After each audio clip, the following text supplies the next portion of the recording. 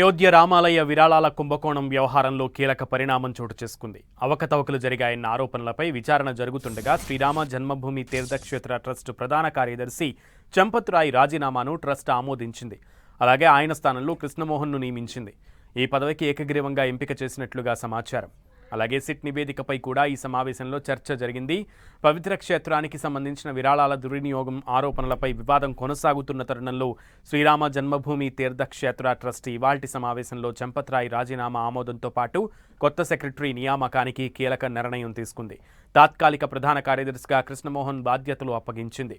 దాదాపు 3 గంటలకు పైగా కొనసాగిన సమావేశానికి ట్రస్ట్ చైర్మన్ నృత్య గోపాల్ దాస్తో పాటు 9 మంది శాశ్వత సభ్యుల్లో 7 హాజరయ్యారు. చంపత్ రాయ్, అనిల్ మిశ్రా ఇప్పటికే రాజీనామా చేయడంతో మీటింగ్కు రాలేదు. ఇక మీటింగ్ అనంతరం అయోధ్య ట్రస్టు కోశాధికారి గోవింద్ గిరి కీలక విషయాలు వెల్లడించారు. ఆలయంలో చోరీకి గురయ్యాయని చెబుతున్న విలువైన వస్తువులన్నింటినీ కూడా ప్రదర్శిస్తామన్నారు. చంపత్ రాయ్ను సమర్థించారు. తన చుట్టూ ఉన్న వాళ్లను ఎక్కువగా నమ్మడమే చంపత్ రాయ్ చేసిన తప్పుగా చెప్పుకొచ్చారు. ఆలయం కోసం ఆయన చేసిన త్యాగాన్ని ప్రశంసించారు.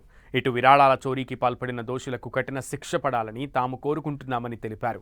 సనాతనంపై ఆకస్మికంగా ప్రేమను ప్రదర్శిస్తున్న వారు హిందువులను విభజించాలని చూస్తున్నారని ఆరోపించారు గోవింద్ గిరి.